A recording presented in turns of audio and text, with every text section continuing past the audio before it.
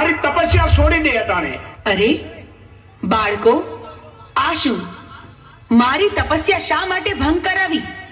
તમે જાણતા નથી કેવડું મોટું પાપ કર્યું છે તમે, ને આના માટે તમને મૃત્યુ દંડ પણ મળી શકે.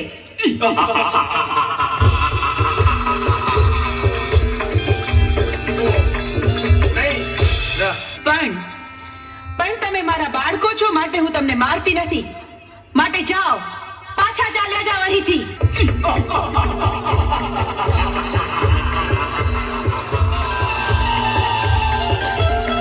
અરે સુંદરી, અમે તને પટરાણી બનાવવા આવ્યા છે.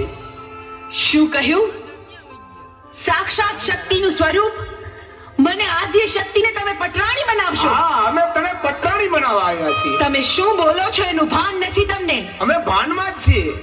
પણ આવું અધમ કૃત્ય કરવાનો વિચાર તમને આવ્યો છે, એની સજા તમારે ભોગવવી પડશે.